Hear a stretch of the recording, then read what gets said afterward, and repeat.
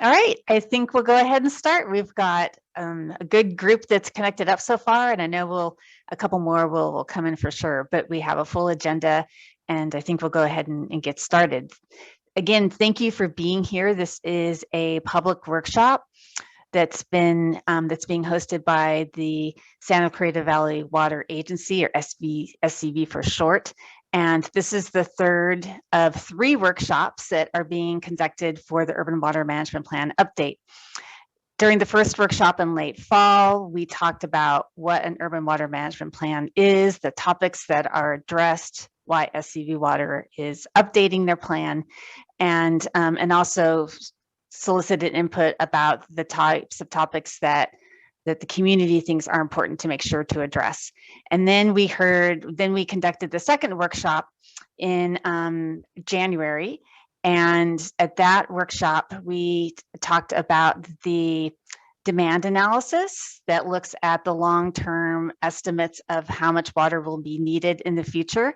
And then we're going to build on that at this evening's workshop and talk about the reliability analysis that's been conducted for the update, which goes into an assessment of how to meet the demand for water in the future years. So thanks again for being here. And we're going to start out with a short video. It's about 3 minutes long, and it gives a really good overview of what an urban water management plan is. You turn on the faucet, and out comes water for drinking, cooking, cleaning, and outdoor irrigation. Each of our residential customers uses about 112 gallons of water every day. But did you ever wonder how your Santa Clarita Valley Water Agency makes sure that you and our almost 275,000 customers have water for today and tomorrow? With good planning, of course. It's called the Urban Water Management Plan, and the state of California requires urban water suppliers, like SCV Water, to update it every 5 years. This update will include several major topics that all contribute to good, clean, reliable water today and tomorrow. We will forecast how much water we need to serve current and future customers, as well as plan for growth. We'll assess our water supply from local sources, especially groundwater and imported sources outside of Santa Clarita, taking into account state regulations and planning requirements. We'll update plans to recycled water and conservation programs. And we'll explore the potential effects of climate change, drought, and water shortages, plus what we can do to ensure a steady water supply for our customers. That's why we're taking steps to make sure that when you turn on the faucet, you always have clean, reliable water. With good planning, the Santa Clarita Valley will have reliable, clean water for today and tomorrow. Visit yourscvwater.com to learn more about our Urban Water Management Plan update and how you can get involved. Great, thanks team for the help with the video. And again, for those of you who have just joined us, welcome. This is a public workshop that's being conducted by SCV Water for the Urban Water Management Plan update. And I think we can go to the next slide.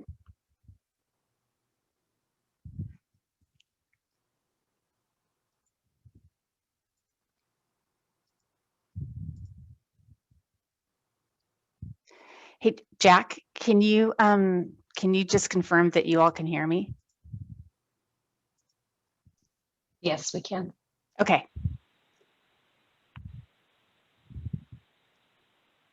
Is the next slide on? I'm just wondering if I've got The next slide is not advancing. I'm working on trying to get it.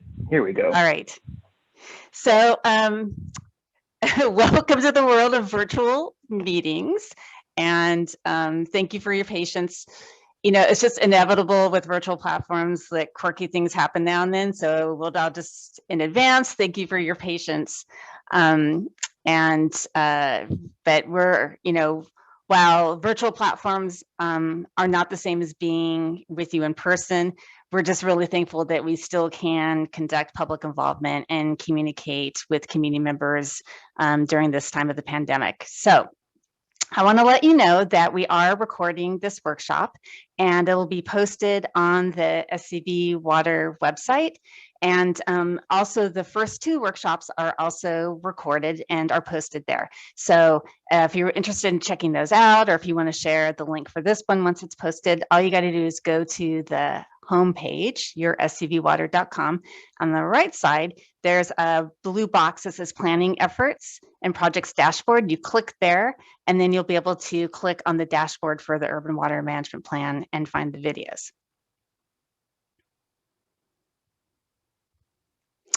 On the slide now, you'll see our agenda for the workshop this evening, and the focus is going to be on the water supply reliability analysis. And we're going to share a little bit about the methodology for the analysis and then the results too. And then we're going to change gears a bit and talk about the seismic risk analysis and mitigation planning that is being conducted, which is another important part. These are both important parts of the Urban Water Management Plan update. And you'll see the stars listed after each item. We're going to pause, and we have plenty of time built into the workshop to hear your questions and also your comments on these different topics. And all of the input that we receive is incorporated into a summary, which the project team then reviews and considers in their analysis and in preparing the plan. And you can also find the summaries for the first 2 workshops on the SCV Water website. So in addition to providing input here during this workshop, you can also go online, and there's an online input card that you can use. And for the workshop this evening, we're going to make use of the chat box. We found that just works really well. So you can type in your comments and your questions. And then because it's in writing, it gives the team a good opportunity to make sure they can respond as comprehensively as possible. And then after you ask your question in the chat box, if you just want to clarify your question or follow up, you can use the raise hand function. And then I'll be watching for that. If any of you are calling in phone, you can still participate in the Q&A and discussion portions. On your phone, you just push *9, and that will give me the raise hand signal, and then I'll be able to call you and unmute you when you're in the queue for comments. So it's a really good feature for those of you who are joining us from a cell phone. Let me make some introductions of the workshop team that you have this evening. And so we have Sarah Fleury, and many of you know Sarah from the first 2 workshops. And she is the project manager for the Urban Water Management Plan update. She is part of the team at SCV Water. Najwa Patois is with us. She's from Geosyntec. We have David Cleary from Kennedy Jenks. Both of them will be presenting and will be available to answer questions during the Q&A and discussion portions. And then I'm Joan Isaacson, the facilitator for the workshop. This is a project. The Urban Water Management Plan is supported by a lot of experts. It's a big endeavor, and so you can see the breadth of expertise that's involved in the listing of the different consulting firms that are supporting Sarah and the SCV team on this effort. So just a couple of notes about SCV Water. It is a water agency, one of the larger ones in the region, and it's located right in the northwest corner of LA County. And SCV Water was, if we go to the next slide, it covers about almost 200 square miles, the service area, and it was formed in 2018, so just a couple of years ago, from water districts in Newhall and Santa Clarita, as well as the Valencia area, and now serves about 273,000 people. So it's one of the larger water agencies. And then I just want to call your attention again to the dashboard. As a unified agency, SCV Water is in a process right now of updating and preparing many plans related to water supply and water reliability. And so the agency wanted to make sure that that we provided really easy and accessible ways for the public to participate. And so we developed this dashboard so that it's easy to find information. Consider it kind of like one-stop shopping. So once you get to the dashboard on the website, you can click on any of these icons and then learn more about the different planning efforts, whether it's the Urban Water Management Plan or the Water Shortage Contingency Plan, or if you want to learn more about PFAS, you just click. And not only will you find information about these planning efforts, but you'll also find information about how to be involved and provide input. So again, all you got to do is go to the homepage of your scvwater.com, look on the right side for that box that says planning projects, and you click on that, and that'll take you to the dashboard. All right, first up is going to be Sarah Fleury. Again, Sarah is the project manager for the Urban Water Management Plan update, and she's going to start off just providing some basic information about what an Urban Water Management Plan is and why it's being updated. Okay, can you guys hear me okay?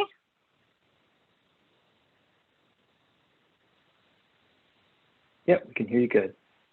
Okay, thank you. Well, thank you again, everyone, for joining us this evening. I really appreciate you taking your time to learn more about our process. Just quickly, what an urban water management plan is, it's basically just a long-term resource planning document where urban water suppliers look at their supplies and demands and make sure that we have adequate water supplies available to meet our existing and future water needs in a sustainable manner. Joan kind of ran through some of this, but we've already had 2 workshops. This is our timeline and milestones for the project. We're in March, we're having our 3rd workshop. We will have a draft plan available for public review and comment in April. Our public hearing is scheduled for May, and everything will be adopted and submitted by June, the end of June. Why are we doing this? Again, basically, it's required by the Urban Water Management Planning Act that we update this plan every 5 years. It basically lays out a framework for us to evaluate and enhance the reliability and quality of our water supplies. And this document really helps us, or going through this process, I guess, helps us identify any gaps that we may have in our supplies and demands through time. We are required to look at least a 20-year analysis, but the agency does go beyond that to 2050. So it's about 30 years that we're looking into the future to make sure that we have enough supplies. Joan kind of went through this again. We've had 2 workshops. We've covered what an urban water management plan is in a little bit more detail.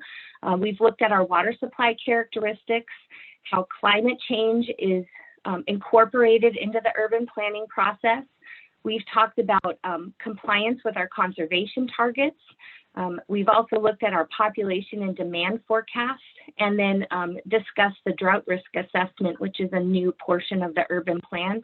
As Joan said, all of this information, if you weren't able to join those workshops, is available on our website. You can find the recorded workshop. We also have PDFs of the presentations, and then also just a summary of the entire event. So if you're interested, it is there. So I'm going to start this evening's presentations with just a simplified look at water supply reliability. And again, the purpose of an urban plan is to make sure that SCV Water can meet the water needs of our customers today and into the future under varying conditions. So in the last workshop, we talked about population projections, and this is a graphic that was shown. This basically shows us our historical population and out into the future projections to build out. So the blue line represents our historical population to date, and then we've got the green line representing our 2015 urban plan forecast, and the orange line is our 2020 updated forecast, which was based on a land use based forecast. So what this is saying is basically we are forecasted that Santa Clarita population will be about 430,000 people by build out in 2050. So as the population increases, so do the water needs. And this is a graphic that shows the differences in our water demand forecast out to 2050 or build out. And so this figure shows us our historical water demands in blue, and then 3 forecasted scenarios from today. The 3 forecasted scenarios all include, they basically represent a land use-based forecast. They include climate change assumptions and recycled water demands. With that, the orange line represents demands without any conservation. The gray line represents forecasted demands with only passive conservation, which are like plumbing code updates for more efficient fixtures. And then the yellow line represents demands with our active conservation program. So those are things in addition to passive conservation that the agency offers, like rebate programs for lawn replacement or sprinkler timers, or even education programs. And so when we're looking at our forecasted demands for long-term reliability planning, the agency uses demands with just the passive conservation as a more conservative approach to securing future water supplies. But we also recognize the impacts that active conservation programs can have on our future demands. So in the past, urban plans have included planned supplies sufficient to meet demands with just that passive conservation, or the gray line. In the urban plan, they basically have us going through a lot of different scenarios to make sure that we're planning for short and long-term reliability. And in the last workshop, we talked a lot about short-term reliability scenarios, like extended drought periods or single dry years. But this evening, we're going to focus more on the long-term reliability and how we plan to meet the demand of our customers through build-out. And so to do this, I'm going to try to simplify this process. I'm going to break our supplies into 3 groups. You've got our existing water supplies, which are the supplies that we currently have available today. Those include our groundwater supplies, recycled water supplies. On the imported side, we've got our state water project water. We participate in 2 water banking programs currently for dry year water. And then we've got a couple of transfer programs that we participate in as well. In addition to that, we have our planned supply group. And so these are more near-term water supplies being actively planned or in progress, which are most likely going to be coming online sometime within the next 10 years. And then the third category are potential resiliency programs. And these are additional water supply programs that the agency could participate in to maximize our resiliency, make sure that we're meeting all of our reliability goals through build out. And so we're going to walk through these different supplies and how they help us meet our demands with examples from this year, and then looking at build out conditions. And before we go into some of those examples, I just wanted to talk about water year types. So in water year planning, there's basically 3 main types of water years. You have wet years, normal years, and single dry years. And today I'm going to be comparing the difference between normal and single dry years. In terms of water management, wet and normal years really don't present a lot of challenges when we're trying to meet our demands. There's enough water to go around in those type of years. Single dry years, on the other hand, present much more difficult conditions for us to meet our demands. In single dry years, we're assuming that our customer water uses increase because of the warmer and drier weather, and that our surface water supplies from the State Water Project get cut back dramatically. So in our urban plan, a single dry year really represents our most challenging conditions. So what we're going to start out with is looking at what's happening this year. We're going to look at our operations water balance for 2021, and I've compared what water supplies we will be using in a dry year and what water supplies would be used in a normal year. And then I've also got a white line across those 2 barred graphs, which represent our water demands. Again, the water demands over the dry year bar are a little bit higher because we are assuming those dry conditions, and so people tend to use a little bit more water in those year types. What we can see is one thing I've also included, sorry, is that there's a star next to the current water year type that we're experiencing now. So we're going to start with the normal year. If this year were a normal year, what you can see from this graphic is that we would basically only need 2 water supplies for to be able to meet our demands.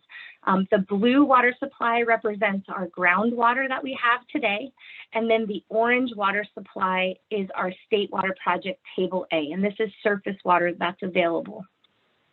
Now, we are actually experiencing a pretty dry year this year. And so what you can see is that a lot more water supplies are needed to meet demands in this type of a year. So to meet demands this year, we're going to have our groundwater supplies available. You can see that our orange portion of the dry year is a lot smaller than that orange portion in a normal year. So that's our State Water Project. And you can see it's curtailed back quite a lot. So we're going to have to kind of go into those dry year supplies. We've got our firm transfer water from the Kern River in gray. We've got some carryover water from our State Water Project in yellow, and that's water that we conserved last year just in case this year was dry. We would also have our water banking program water available in red. There are some dry year water purchase programs that we would be able to participate in. There's a little sliver of recycled water there. We would also have the option to utilize our flex storage, which is storage in our Castaic Lake. And then there's nickel and New Holland and banking water at the top there. And that's water that the agency would have the ability to purchase if needed from New Holland in dry years. And so overall, what you can see from this graph is that we have more than enough water in a normal and a dry year, able to meet our estimated demands currently today. But what happens if we go to build out with just the existing water supplies that we have now? Well, so these show us our single dry year supplies and our normal dry year supplies that we just had in the last graph. But the difference is that I've increased that water demand to 2050 build out demands. So the demands have gone up. And overall, what you can see is there's a bit of a gap between a single dry and a normal year that needs to be filled. And so to fill that gap, we need to start looking at what planned water supplies do we have coming online in the next few years. And so again, these are more near-term projects. All of these projects are actually local projects. The first one is our restored alluvial wells. As many of you probably know, quite a few of our alluvial groundwater wells were turned off due to new PFAS and PFOA contaminant regulations last year. But SCV Water has put together a plan to bring these wells back online with the necessary treatment facilities included so that we can use these wells again while making sure that we're meeting all of the water quality regulations. So that's one of our planned supplies coming online. We've also got a similar situation with one of our Saugus wells, which needs some treatment as well for perchlorate issues. The next one is our increased recycled water. So currently, SCV Water is moving forward on many different phases of our recycled water infrastructure in order to make sure that we can meet future demands for recycled water. And then we've got New Holland agriculture to municipal water use. What this is that as the New Hall Ranch project develops, New Holland farming will be reducing its agricultural pumping so that water previously being used for agriculture would then become available to the agency to meet potable water demands for that development. And so this has been incorporated into our planned water supplies in the urban plan. So this graph is going to look at build out water balance. So we're at 2050, but we're only going to focus in on that normal year first. So I've got 2 bars here. The first one is our normal year with just our existing supplies. And then to the right, the bar is our existing supplies in gray with those planned supplies on top. And so when we start looking at our water demands in a normal year at 2050, you can see that with just our planned supplies, we are able to meet those demands. And then we're going to also keep in mind that water demand with active conservation. So even more so with active conservation, we would most definitely be able to meet our water demands in 2050 in a normal year with just our planned supplies. But next, we're going to look at that single dry year. So again, the most challenging situation that we face is these single dry years. So we've got the single dry year before, which shows us our existing supplies. And then the other bar shows us our existing supplies in gray with those planned supplies on top. And in a single dry year, again, those demands go up a little bit because it's warmer and drier and people need more water. And then even with conservation, you can see that there's a gap between our single dry years, even with those planned supplies. So we need to fill that gap.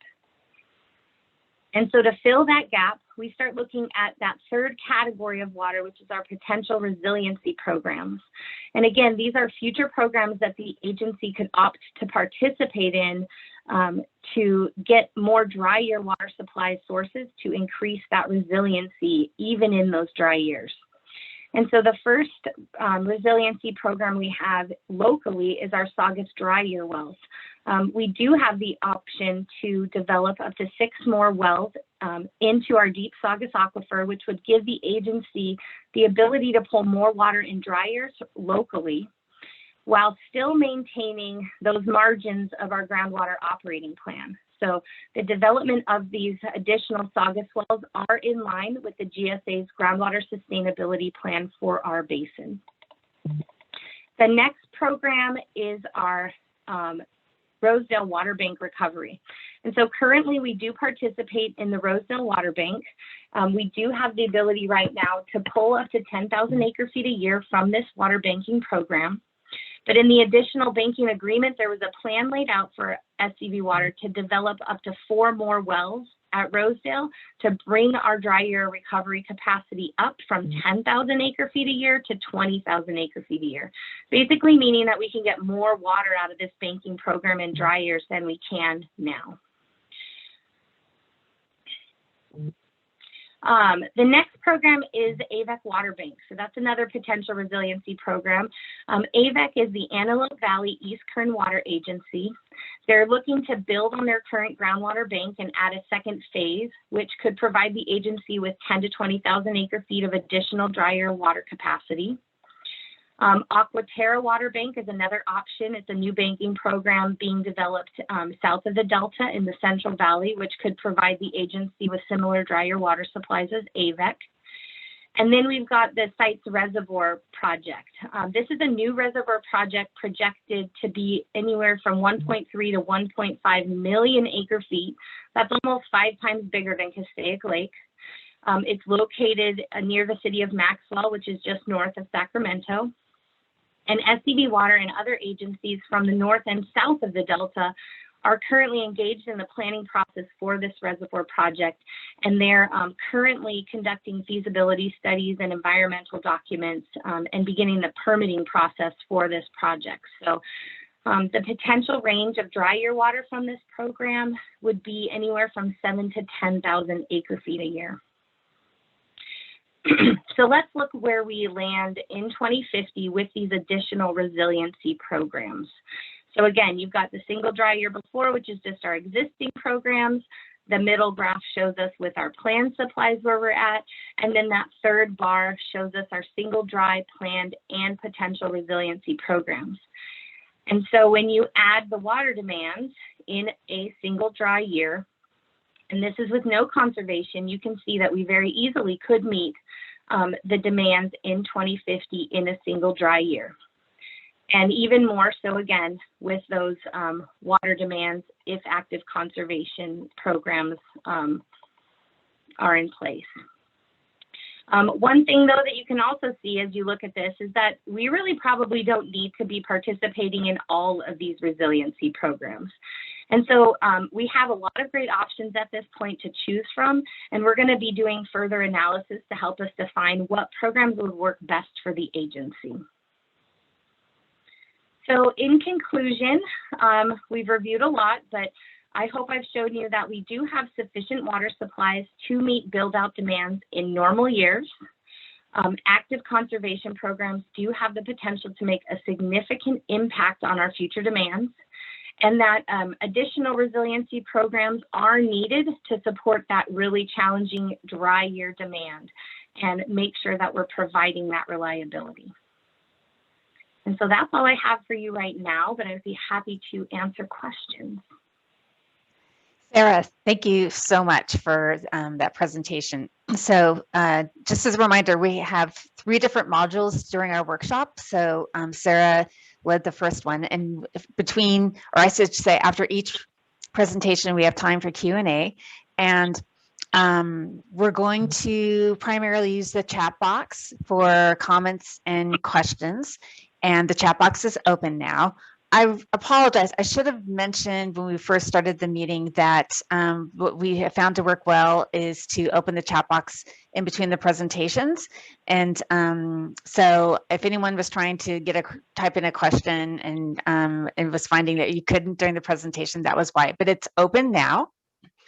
And we do have a question already, Sarah. And I'll read it off to you. Let me just rearrange my screen here a bit. Okay, so the question is that you mentioned that single dry years are the biggest challenge. Wouldn't multiple dry years and a prolonged drought be more challenging? That is a very great question, and I can say yes. You know, one thing we look at when we evaluate prolonged droughts, and that is part of the urban plan, is we look at a 5-year continuous drought period.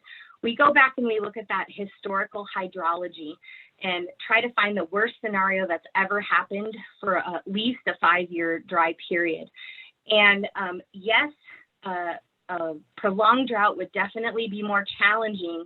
But what we find when we look at our historical hydrology is that you don't get that real bad single dry year over and over and over. It could stay dry, but there's, you know, we might have a 20 or 30% state water project allocation.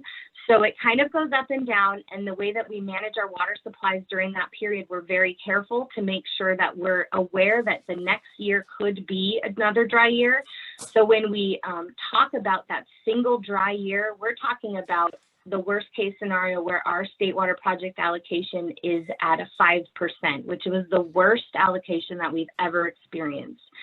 And most definitely, if we incorporated that into a 5-year drought period, that would be challenging.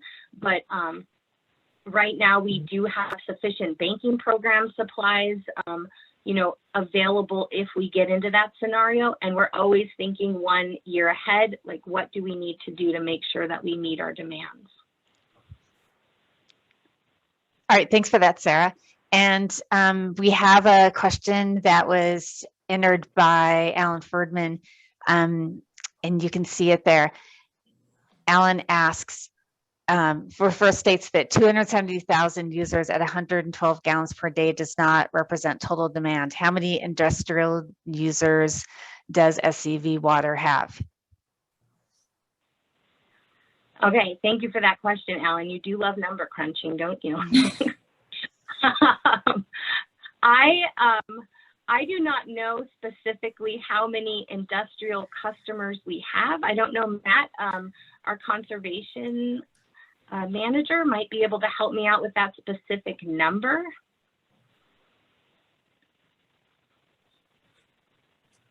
Can you guys hear me? Yep. Hello, good evening. Matt Dickens here, Sustainability Manager. To be clear, Mr. Ferdman, are you referring to all like commercial, industrial, and institutional customers, which would be a larger class of those non-residential customers? And then also we have dedicated irrigation. So to be clear, the classes that we monitor are single family, multifamily, commercial, industrial, and institutional, as well as dedicated irrigation meters. So for SCV water, we have about 2,700 commercial, industrial, institutional metered customers that I have in my, that I show in my spreadsheet. Thanks for looking that up, Matt. We have a question about climate change, and it is climate change might change those historical averages, meaning we might have longer, more pronounced droughts. What are the contingency plans for those pronounced longer droughts that could occur as a result of climate change? So we have been looking historically at our hydrology, and I think a 5-6 year period is the longest period that we've been in historically. And again, with climate change, it most definitely could potentially get worse.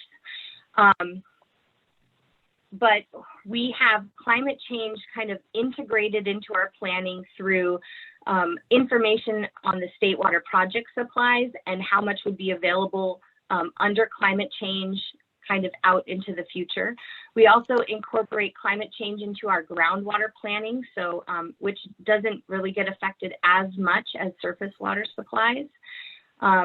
We've taken climate change into consideration when we're looking at our demands, that people will be using more water if it gets hotter, as climate change is saying. So it's kind of incorporated all in there.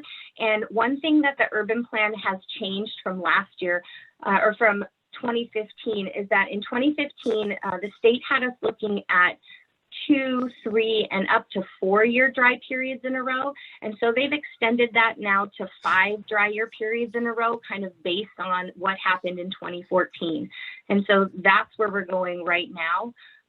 The analysis that we're doing in this plan will almost take us to 6 years, because 2020 was actually a dry year, and you'll see the next 5-year analysis for a dry year period. So we do have that information incorporated into this new plan.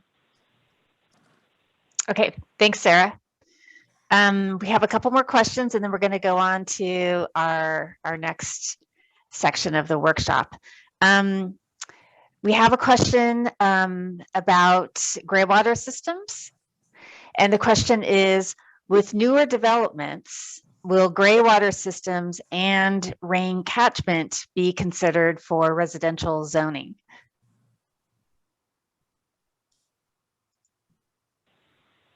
I do not know the answer to that question.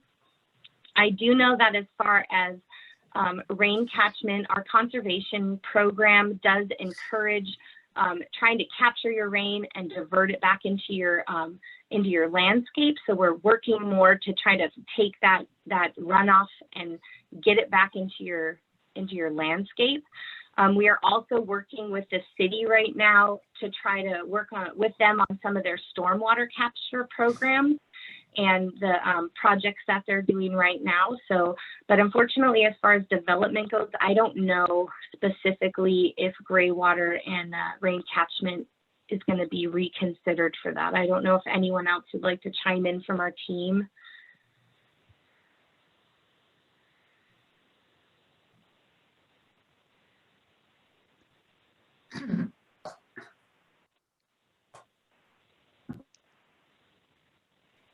I think that's more of a question, really, for the city at this point in time. That the city or the county, in their building requirements, it's not something that we have control of. All right, thanks for jumping in, Dirk. We have a couple more questions, but I want to, just in terms of managing the time, let's go to our next presentation, which is, it builds on the water supply analysis, and I'm gonna keep track of the questions that have already been asked, and we should have time to come back to them. So know that I've got them in a separate document that I'm tracking, and I'll be watching to find that time to get back to them. But Sarah, do you want to set us up and introduce the next section of the workshop? Yes. So again, I kind of went through a simplified version of our reliability analysis just to kind of give you a base. But we're going to hear from Najwa next. She's with Geosyntec, which is a consultant that we're using to help us look at more complex reliability planning using a reliability model. And so this is kind of an example where the agency does go above and beyond to make sure that we're using the most sophisticated analysis we can to look at these future demands and make sure that we are providing reliable service. So Najwa, take it away. Thank you. All right. Hi, I'm Najwa Pitwa with Geosyntec, and as Sarah mentioned, I'll be explaining in more detail the reliability analysis. The analysis itself is a long-term strategy for adapting to uncertainty and changing conditions. SCV Water has a robust portfolio of diverse supplies and measures, so such as imported water, local groundwater, conservation, recycled water, groundwater banking, and transfers and exchanges. What we do is we look at various scenarios to ensure that we have resilience and reliability under various conditions.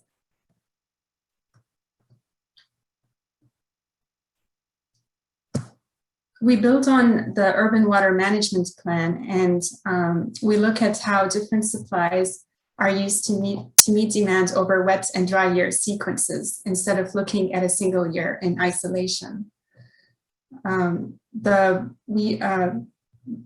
that we use the same 82 years of historic hydrologic record that's used in CalSim.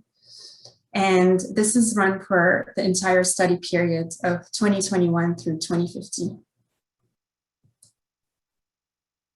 So demands assume active conservation, and climate change of our different data sets is taken into account. So this includes projected demands, state water project allocations, and groundwater supplies.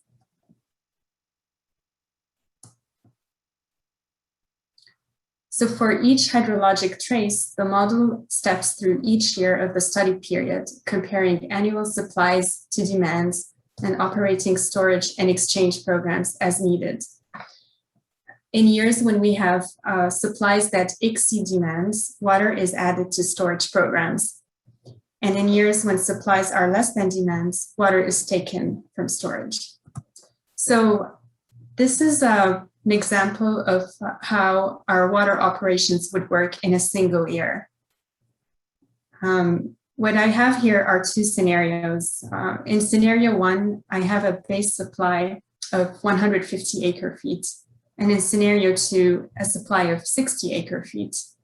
Both scenarios have the same storage. So we have a storage capacity of 60 acre-feet, and the starting balance is 20 acre-feet. Also, demand in this example is the same for both scenarios, 100 acre-feet. So now if you look at the first scenario on the left side, you see that our base supply is greater than demand. So this could be typical of a wet year. So we put water into storage, and we are left with 10 acre-feet in excess supply. So if we now move to the right side, scenario two, our base supply is less than demand. We take water from storage, and but we still have a supply shortfall. So this is, in years when we have excess supplies, we may, SCV Water may think of either entering into other transfer or exchange programs, storing this water in St. Louis Reservoir, or potentially, selling in the water markets. In years of supply shortfall, extraordinary conservation measures may be implemented, or we could take proactive measures to enter into new banking or transfer agreements. So this, the previous graph shows what happens in 1 year, but as I mentioned earlier, we're looking at sequences in hydrology, and what we do this analysis for 82 hydrologic traces and summarize them in a statistical format to assess the reliability of SCV Water's supplies and storage programs. And the reliability goal we look for is 95%. This reliability goal is a common practice amongst many agencies. It's a good balancing point between reliability and amount of money invested into different supply programs. So if you, as I mentioned, those bar graphs, so 2 slides previous, were just for a single year. And so if we look at the 82 possible traces, 82 possible years for any projected year, we would end up with this summarized statistical graph. And so what's here we're showing is that, the dashed line is our beginning supply, and it's about 72% reliable. And after we operate our storage and banking programs, we were able to put, we can put this light blue area into storage, and the light red area is where we're taking water from storage to meet, to offset some of our supply shortfall. So in this example, we have this dark blue area, which is supply in excess of our banking programs. And as I mentioned earlier, we can store this in St. Louis Reservoir or enter into new banking agreements and so on. We're also left with this dark red area, which is our supply shortfall. And that's where we may implement extraordinary conservation measures or enter into agreements for water transfers. And really what's nice with this graph is it just gives us an idea over our planning period, the probability of when and how much we may have supply surplus or supply shortfalls. So then using this method, we developed scenarios to identify alternative pathways to reliability. The analysis integrates operation of the subject programs. So we're really looking at how all our programs function together dynamically and not just as isolated buckets. The analysis can identify not just how much water we need, but the timing of when these projects are needed. And we also evaluate how substituting supplies with other programs performs, especially in cases where certain supplies don't develop as anticipated in the future. So that's just making sure we have a resilient, reliable portfolio. So this table here shows the scenarios that are analyzed. We looked at 4 scenarios, and the top rows that are in light green are what Sarah previously mentioned. These are considered our existing and planned programs. The rows at the bottom that are in light blue are our dry year or resiliency programs. So, and then you see the cells under the scenarios, the ones that are in bright green, it basically shows the difference between each scenario. So in scenario 1, we assume that all 6 Saugus dry year wells come online. So Saugus wells 3 through 8, and we have additional Rosedale recovery capacity. In scenario 2, we also have all 6 Saugus dry year wells online, and now we look at substituting additional Rosedale recovery with Sites Reservoir. Scenario 3 assumes that only Saugus wells 3 and 4 come online, and that gives us a preview of what the future reliability might look like in the near term. And scenario 4, we also have just Saugus 3 and 4, but also we assume that we enter into a new groundwater bank agreement. So these timelines are just showing the same scenarios that I just described, but they give you a sense of the timing as well. It's just a nice visual way of looking at the programs. So as I mentioned earlier, scenarios 1 and 2, what we're doing here is trying to see how our programs perform when we substitute different supplies. And in scenario 3 and 4, we show, well, scenario 3 shows, gives us an idea of our near-term reliability, and scenario 4 shows how we may increase this reliability if we enter into a banking program, a new banking program. So again, what I just want to show here is that we have multiple pathways to reliability. So I'm gonna walk through just one scenario and show the incremental increase in reliability as we add more programs. So I've chosen scenario 4. That's where we only have Saugus wells 3 and 4 come online, and we participate in a new banking program. We assume for this case, Avec. So again, our reliability goal is 95%. And if I plot the reliability of just our current and planned programs, you can see that we're reliable up until, well, we have 100% reliability up until 2045. I start my plots at 2040 because all the previous years from 2021 through actually 2044 were 100% reliable. So I want to show a timeline of what's happening over the years. And that kind of addresses the question on sequential hydrology, what's happening if we have multiple dry year hydrology or prolonged droughts. So if we add Saugus wells 3 and 4, you can see now that we've actually met our reliability goal of 95% for all the years. We're at 96% in 2048 and 2050. And then finally, once we enter into, we add the banking agreement, then now we've achieved 100% reliability for all our years in that scenario. So this final graph shows, it's not showing incremental increases in reliability, but just the final reliability of all the scenarios we tested.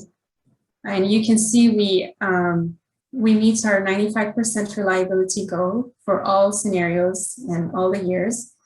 In scenario 3, we have in 2050, we're 96% reliable.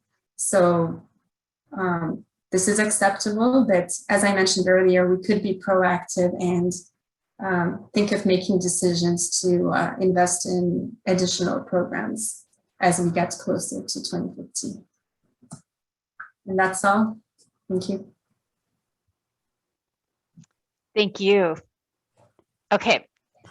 So that was a bit more of a dive into the reliability analysis, and we wanted to make sure to walk you through the methodology that's very rigorous and is used to ensure that the supply is being planned for.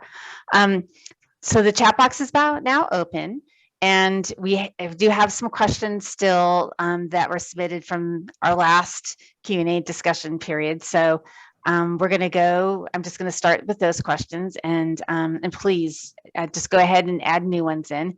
And so the first one was a question about what is active conservation. And I know you talked about active and passive conservation, so maybe you can recap the definitions of those. Yeah, so active conservation refers to conservation that we have achieved through agency-driven programs that are being implemented by the community. So we make assumptions that if we provide these programs, the public will participate in a certain amount. And then passive conservation is those assumed conservation that comes from plumbing codes, more efficient fixtures being out and available for people to buy. So like if you bought a toilet 20 years ago, it would use a whole lot more water than if you purchased a toilet today. So kind of that natural progression of conservation is more passive conservation. And then the active conservation are the additional programs that we provide for customers in on top of that. Okay, thanks for doing that. We have a couple of questions about recycled water. And the first one is, how how much recycled water per year will SCV Water commit to bring online? So in the urban plan, we have a schedule of more and more recycled water coming online out to build out. Once we get to build out, we're estimating around 9,000 acre feet a year coming from that source. Okay, and another question about recycled water. Will SCV Water get the permits to use any of the current sanitation discharge for purple pipe use? So currently right now we use about 450 acre feet of recycled water from the sanitation district every year. When we're looking at our plans into the future, the additional recycled purpose, for planning purposes, we're assuming that the recycled water, the additional recycled water is coming from our new development. We're not exactly sure of how much of the existing recycled water we have right now that we'll be able to pull from the environment. So more analysis is being done through the GSA on how much is needed to support the existing environment. And so in the urban plan, we're really looking more at future recycled water is coming from that new development because we're unsure of what we can use from the existing supply more than we already are. Okay, thanks. So we're going to go to a different topic on water conservation. And the question is, are there any recommendations on purchasing residential rain barrels?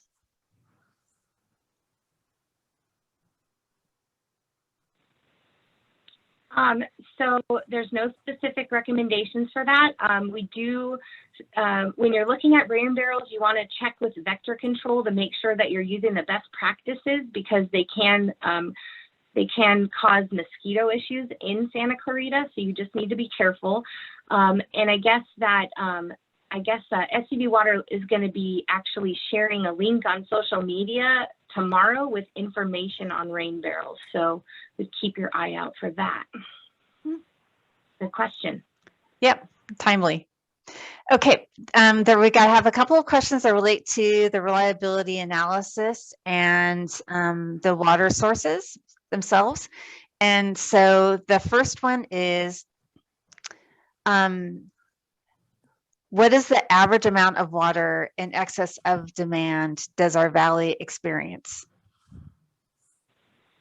That's a very complicated question. It really is specifically related to what type of year. So if it's a wet year, we have a lot of surplus water, and what we do with that surplus water is we look at participating in exchange programs with other agencies because we don't have this huge amount of storage available to us. And so we participate in exchanges with other agencies when we have surplus water so that we can use that water in other times.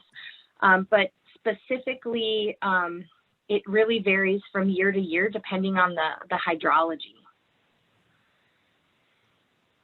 Okay. We're going to stay on talking about the analysis, the reliability analysis, a couple more questions. So this has to do with the Central Valley and probably related to water banking there. So high value water intensive crops are now being grown in the Central Valley. Are there state plans to limit the total amount of water used by agriculture?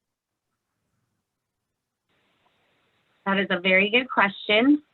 So what I know is that the state passed SIGMA, which is a rule that serves to prevent agricultural areas like the Central Valley from pulling too much of that groundwater out and start looking at using that resource sustainably. So it's eventually going to dictate water resources that are available for ag purposes. I know when we get into those dry years, a lot of those crops that are high value and annual crops like trees, those farmers do have to look and find other water to purchase in those dry years because their supplies are curtailed quite a bit. So that's a challenge as well for them. It gets really expensive, but Sigma is kind of covering that whole topic and making sure that in the future, everyone is utilizing that groundwater source sustainably. All right. Big issue, important issue. Another question about the analysis and methodology. You seem to be double counting the water Newhall Ag uses. It is not additional water, but repurposed water. Essentially, yes, it is repurposed water, but it's repurposed from ag that will now be used for potable supply. So basically, when you think about it, it's kind of repurposing it to municipal, but we're not pulling additional supplies out of the basin. So what was used for ag will now be used for municipal. So we're not double counting, we're just kind of shifting it from one resource usage to another. Okay. All right. This is a question about the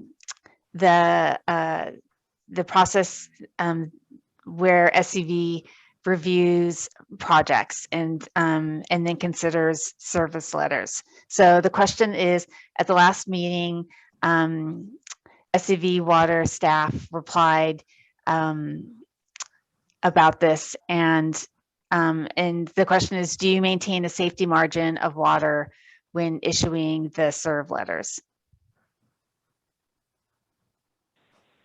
Very good question.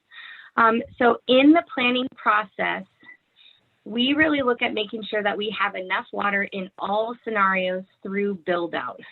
And I kind of mentioned that it was a policy in past urban plans that the board has planned for supplies that are sufficient to meet demands without active conservation, so we can maintain that safety margin, and or while also looking to invest in more active conservation programs. So there is a bit of a margin of safety there, but we do consider other programs and projects kind of as things change. And so the benefit of updating this plan every 5 years is that we can look at that active conservation participation and kind of take a look at all the demands and the supplies over and over every 5 years and keep that information updated.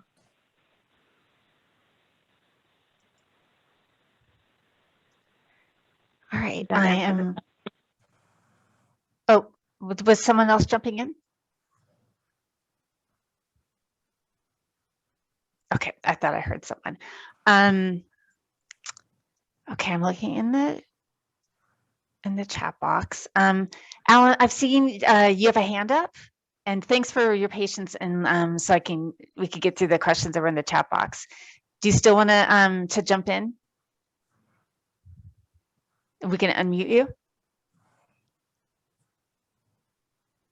Just give a thumbs yes. Yes. Okay. Yes. Yes. Okay, so you can hear me now? Yep, you're live. All right, well, I was asking my questions based on follow-ups from the last workshop. And in the last workshop, the discussion about having sufficient water for build-out, and in the discussion in this one about having sufficient water build-out are night and day different. So and the way that this has been presented, it hasn't tied the numbers together very well. So one of the reasons why I asked about the 275,000 users is because Dickens told us last time that was residential use, which means 31 million gallons a day is going to residential. 20 million gallons a day are going through their house. So that only says 10 million gallons a day is going on their lawns. That's 16% of the total water use in the valley today. And I don't see how conservation of residential is going to be able to really make a big impact unless you start looking at that other 30 million gallons a day that's being used by commercial uses. And that's why I asked the question, and you really didn't give me a good answer. Okay, so can you just restate the specific question that you have that you feel like hasn't been answered all the way yet? Okay, the question that I had was, and it follows up from the last meeting, was that you keep talking about 275,000 customers at 112 gallons per day. And we were told at the last meeting, and pretty much the same thing that Dickens said at this meeting, those are residential users. That only represents half of the demand. At the last meeting, we said that we had just under 60 million gallons a day of demand. So there's another 30 million gallons that are going to industrial users. How do we, are we expecting some kind of a conservation program from the industrial users? Because that's the only way we're going to get enough to make any real difference. Okay. Thank you so much for restating that. Okay, so Sarah, Al, and the team, and Alan's asking about, is conservation being discussed for the non-residential customers, and especially the industrial customers? Yeah, and you know, as Alan was asking his question, there was a pie chart that was presented in our second workshop, which I think would help kind of answer this question, and it showed the kind of the demand coming from all the different sectors. Residential use for single and multifamily was about half of our demands in our community, as you calculated. The other half is a combination of the commercial, industrial, you've got schools, you had dedicated irrigation, which there are a ton of conservation programs for that Matt's working with those people. You also have recycled water use, which is mostly irrigation as well. And so that, I think I covered everything. I may have forgotten something, but I think that's the majority of that second half of our demand. And so I recommend you go back and you look at that, that graph, and there are definitely conservation programs associated with some of those other groups. As far as commercial conservation programs, it really depends on the type of business. And so I know that there's some really good conservation programs that Matt has out for restaurants and things like that, as far as washing dishes. You know, industrially, it just really depends on how people are using water. And so it's a more individual program that those people could come to the agency and talk to us about things that they could do to do more conservation. So, but it's not out there as much, but our conservation team is definitely engaged in all the classes of our customers to make sure we're all conserving and not just leaving that responsibility on our residential community. Does that answer your question better?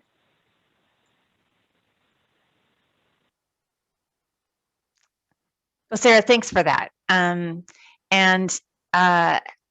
just doing a time check, and I think we should go to our third presentation, which is shorter than the others, and then we'll still have time for some Q&A. So the next presentation is focusing on seismic risks and mitigation planning that's being done as part of the Urban Water Management Plan update. And David will be giving this presentation for us. Yeah, so I'll just do a quick, do you want me to do a quick intro, David? Yep, go for it. Yeah, please do. So, you know, like Joan said, our next topic is related to the seismic analysis, and some of you may have been in Santa Clarita when the 1994 earthquake hit. It was a 6.7 magnitude event with the epicenter was about 10 miles from Santa Clarita. I've heard some pretty crazy stories about this event. Things like damage to the system was so bad in the Valencia area that it basically dewatered or emptied the water system in 30 minutes. Some operators that I've talked to told me about water tanks that were completely lifted off the ground with water in them to the point where they could see completely under the tank. So since this event in 1994, the agency has made some changes to reduce the vulnerability of our system. But this is an analysis that is being done for our urban plan, kind of looking at the agency as a whole. So at that time, the agency was not merged. And so this is a more a larger look encompassing our entire agency. And so David from Kennedy Jinks has helped us with this portion of the analysis. All righty, you stole a little bit of my thunder. So this is a relatively recent requirement for the urban water management plans. Senate Bill 664, as you can see, is requiring the assessment of the water systems vulnerability to earthquakes and to identify mitigation plans for going forward into the future. This is essentially all it says, and even their guidelines don't provide much information. However, we're using a similar plan for other districts. This is pretty much how all the districts are moving forward now. Please move on. So aside from being legally required, the reasons for this are and the benefits from it are obvious. 1990, these are pictures from Valencia in the 1994 earthquake. You can see it in the background. That is the dome of a nearby tank and the roof. And then over in the other slide, a collapsed wall. So as part of the urban water management plan, I've been performing an analysis, and our approach is essentially to first identify vulnerable assets, which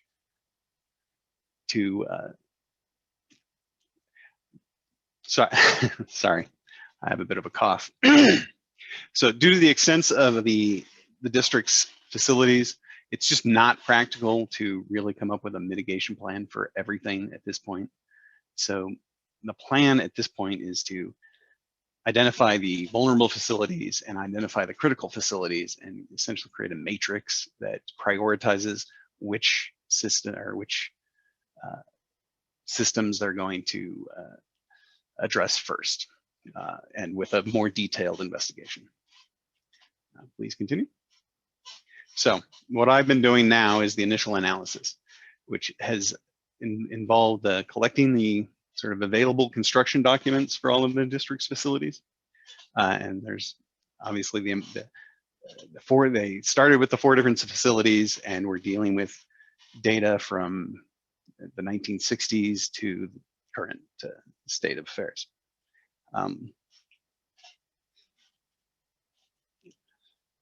We can move on to the next slide, please. So what I've first categorized the system into different types of facilities. I'll start with the water storage reservoirs. The district has approximately 90 steel storage tanks. Most were designed prior to the early 2000s. So they often do not have anchors, often do not have sufficient clearance between the operating water height and the top of the tank, which could compromise the roof structure. Please, next slide. Other facilities include the well sites. So this is a picture of one that's damaged.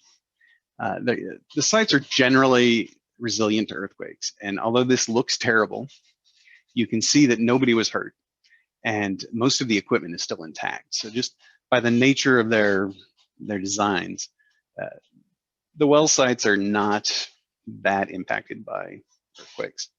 However, we have found that at other districts, there are some common vulnerabilities. Unanchored equipment is very common. And in this case, you can see the masonry wall is poorly reinforced.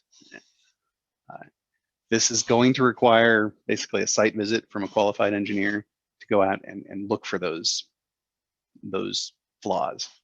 And then for each site, identify fixes. Next slide, please. Booster pump stations are effectively the same thing. The equipment tends to be either below grade or at grade. It's on slabs on grade. Very resilient to earthquakes. But again, you have issues with unanchored equipment, poorly reinforced masonry walls. If there's buildings, if they're old, often they won't have adequate anchorage to the foundations. Again, this is, I don't have a lot of the drawings of these structures, so it is going to take site visits to identify the specific vulnerabilities. Again, I think this is a low priority because the low risk of damage. The treatment plants, there are 2, Earl Schmidt filtration plant and the Rio Vista treatment plant. These are the largest facilities the district has. They both survived the Northridge earthquake, and the Earl Schmidt filtration plant underwent some repairs and upgrades at that time. Again, this is a fairly low risk, and the sort of varied nature of the structures of these facilities will require, again, site visits, identifying the specific vulnerabilities of these structures. So going forward, once this initial analysis is done, we will identify ways to mitigate the vulnerabilities. And in some cases, this could just be, we go out and we investigate the site and it's not as at risk as we thought. With some of the storage tanks, just reducing the operating capacity will lower the risk. The more mass you have, the more potential for damage during an earthquake. You lower the amount of water, less mass, less damage. Installing anchors, Kennedy Jenks, whenever we install new water storage tanks, we always anchor them to the foundations. Many of the district's tanks are not anchored. Pump stations, well sites, really just verify the equipment is anchored, verify the foundations are adequate, verify your walls are adequately reinforced. In most cases, they're not going to require upgrades. We're also going forward with the PFAS treatment systems that were mentioned earlier, and those sites, they aren't operating now, so they don't require any further mitigation. When we design the PFAS treatment systems, we upgrade everything then as required. And the treatment plants, just again, the variability of the structures, they have buildings, they have the various tanks and treatment systems. It's mitigating these, there's a million ways to do it. It just really depends on the structures involved. And I apologize, I'm a nervous speaker, so I sort of ran through that quickly. David, thank you so much. That was great. And we know that's a really important part of the urban water management plan, which is why we wanted to make sure to give people an update on that analysis during this workshop. So we have a couple minutes left before we need to wrap up. And so if any of this evening's participants have a question or a comment about the seismic risk analysis and or the mitigation that's being considered to reduce the risks, go ahead and type it in. And I just want to thank the team for pulling out those photos from the Northridge earthquake. A picture is worth 1,000 words, and certainly those photos, especially with the tank, showed us what can happen. So one question we have, we just got is, will all sites go through a structural analysis before the plan is written? No, that's just not possible. The district has 90 tanks, almost 100 pump stations and well sites, and the 2 treatment plants. The stage now, we are doing a really high level. These are the most at-risk facilities. These are the most critical facilities. Which ones do we need to address first? So you're going through a prioritization process. Yes, and it is, the other issue is that it's entirely possible that we identify those and we find some, we get a geotechnical report that identifies the current seismic earthquake values. Maybe it's a lot better than it appears at first, and it doesn't need further action. So that's some sites just may not need any mitigation. Okay, good. Okay, well, here's a question. Oh, this is interesting. What magnitude earthquake is the infrastructure currently designed to withstand? I don't know, because the numbers I deal with, we don't really talk about magnitude. We use sort of specific jargon that people do know how to translate it, but I don't. So I'm sorry, that's, we basically do, we call return periods. And it's basically the probability that you will get a particular earthquake in a certain amount of time. And I just don't know how to translate that into magnitudes. Yeah. And I would say if this is a topic that you're particularly interested, make sure when the draft plan is released, which will be pretty soon, to check it out, and there'll be more information in the. I will definitely add that to the draft. Yeah, the questions that we receive help the team to think through what to include in the plan as they're writing it. Okay, so we there was another question about water conservation. So we have a couple minutes. So I'm going to go back to that because I think others will be interested in this too. How much active conservation is SCV water looking to get from residential customers? So we talked about industrial customers a couple minutes ago, and now the question is about the residential customers. And I'm going to actually pass that question to Matt, since he is our sustainability manager and the expert on this topic, if you don't mind, Matt. Nope, can you guys hear me and see me okay? So I would say that, you know, the answer is that SCV water actively looks for cost-effective conservation and water savings opportunities when developing our water conservation program portfolio. During the SBX 7-7 20% by 2020 reduction requirements, which sunset on December 31st, 2020, we essentially were required as a community to have all of our consumption in gallons per capita day, our total use divided by our population, divided by 365, reduced by 20% compared to a baseline prior to 2010.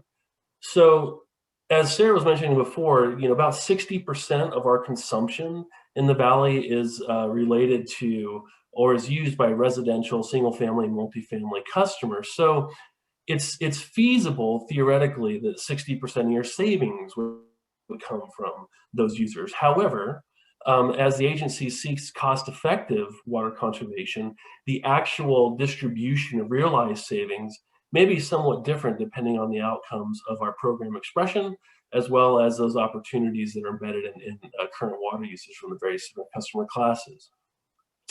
I would note that just to add to that, that we are moving from, we successfully achieved our 20% by 2020, as reported in the last workshop. We achieved about 25% conservation or reductions in gallon per capita day. And we are currently working to develop new urban water use objectives that look at various different components of our water usage, including residential indoor use, residential irrigation use, commercial irrigation use, water loss objectives, and commercial, industrial, institutional best practices. So again, once those methodologies are defined, then we'll look at the available opportunities and work with the community to develop a program portfolio that can successfully achieve those objectives while improving utility and water service. I hope that answers the question. All right, thanks for that, Matt. And we've got to wrap up in just a moment or two. So I have a quick question about the seismic analysis here, which is, how long will the initial analysis take? And if someone can jump in with the answer, that'd be great.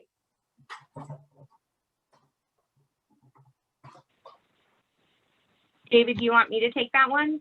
You're welcome to. I was having trouble unmute, but please do. Okay. Well, correct me if I'm wrong. I believe that the initial analysis has been drafted.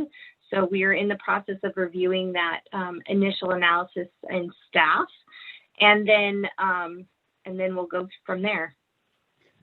That is correct. That's about right. All right, and we had a comment about the Landers earthquake in '92 that regarding the earthquake studies, that taking a look at the impact of the Landers earthquake in '92 might be good for the project team because there was damage to several water tanks and it could be helpful in this study. So that's a good tip. Thank you for that.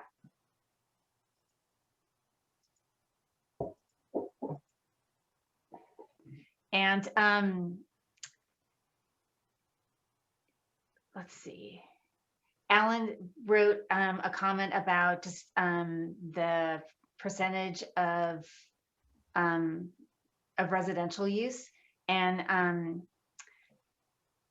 if someone wants to address that just quickly, because we need to wrap up though. Sure, Matt Dickens here again, Sustainability Manager. So Alan, 51% of our usage is classified as single family residential, which would include your kind of typical single family residential unit, as well as multifamily individually metered units. And about 8% of our usage is used by our multifamily apartment customers. So I understand there might be a little bit of confusion when we use those terms, but that would be, I would say that's the residential component. Yeah. Okay. Thanks. I'm glad we got that clarification in. Okay. I'm going to close up some windows here. And we're going to wrap up. And I just want to review the timeline. So you can see that here we are in March, and with our third virtual public workshop.